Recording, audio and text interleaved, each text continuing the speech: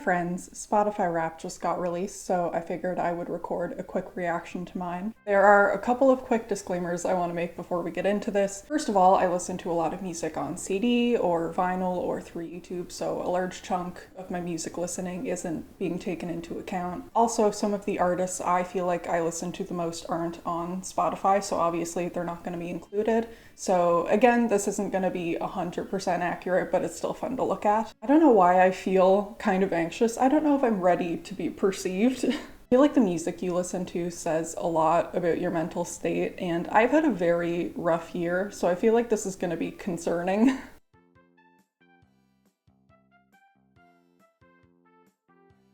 $50 feels low, like really low. Art pop, rock, hip hop, pop, and new wave pop.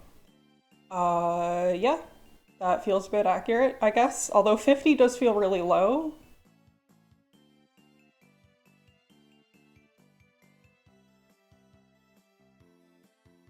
Your morning started with tender, yearning, comforting. You seize the day with bittersweet, exciting yearning.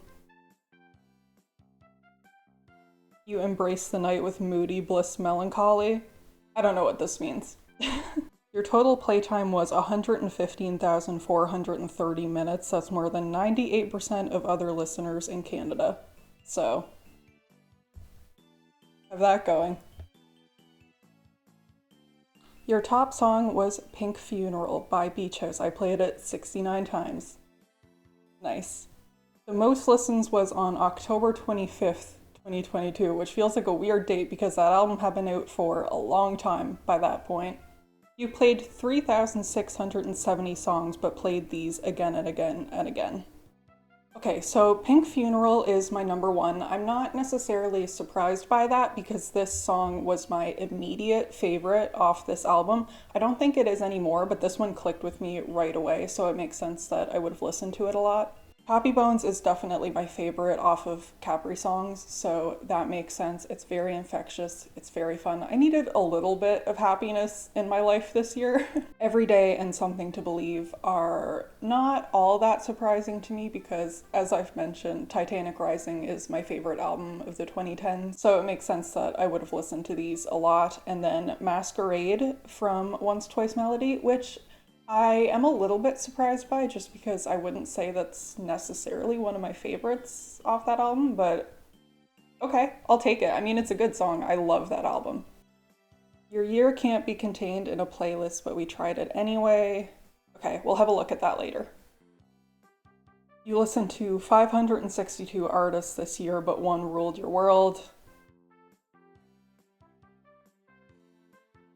Your top artist this year was Kate Bush. I saw that coming. You spent 5,749 minutes together. You were in the top 0.005% of Kate Bush listeners this year. I was fully expecting her to be my number one. She is my favorite artist ever. She has been for a long time. I have not found anyone whose music clicks with me the way hers does. I'm obsessed with her. I'm in love with everything she's ever made. So this makes sense. You couldn't stop listening to Running Up That Hill, A Deal with God.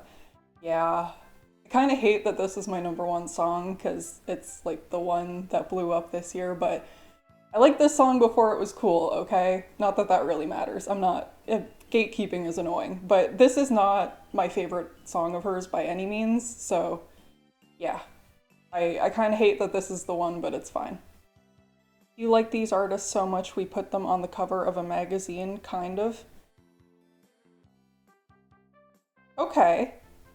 So I expected Sufjan Stevens to be pretty high up too because I find his music very comforting, so I do listen to it a lot. He has also made some of my favorite albums ever. I feel like Illinois is probably my most streamed album of all time. Beach House is also not surprising because they put out Once Twice Melody and it's one of my favorite albums of the year.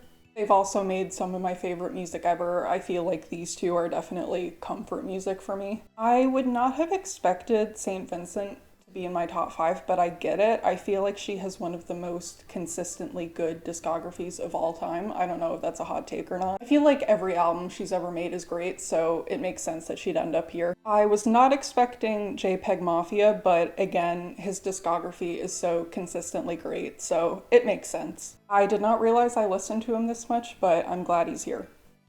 This year you had layers like an onion, but you listened to music unlike an onion. Time to meet your listening personality. The Specialist.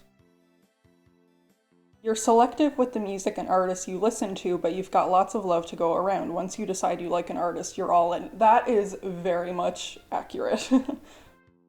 I am pretty picky, but once I find someone I love, I become obsessed.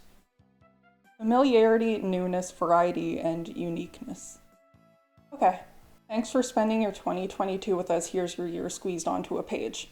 All right, so this is my Spotify Wrap for the year. I guess I'm pretty happy with it. Again, I don't think it's 100% completely accurate, but it's pretty accurate to what I feel like I've been into this year. Let's have a look at that playlist because I feel like it's really hard to sum up a year with 5 songs. Okay, let's have a look. Beach House, FKA Twigs, Wise Blood, Beach House, Lana Del Rey, Kate Bush, Charlie XCX, Sufjan Stevens. I was really into that Ichiko Aoba album this year, so that makes sense. Fiona Apple, Black Country New Road, which is another one of my favorite albums of the year.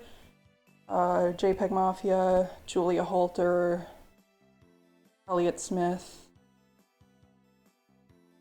Got some Strokes, My Bloody Valentine, Kids See Ghosts, Magdalena Bay. Yeah, I mean, this is all very much expected. I guess I can save this playlist to my Spotify page. I don't think anyone really wants to listen to it, but if for some reason you do, it'll be there.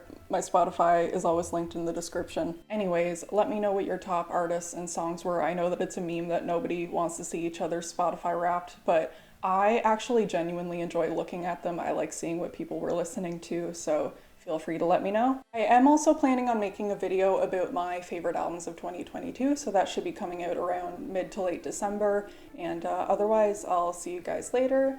I hope you have a great day, and as always, feel free to subscribe if you'd like. Social media is linked down below. Goodbye.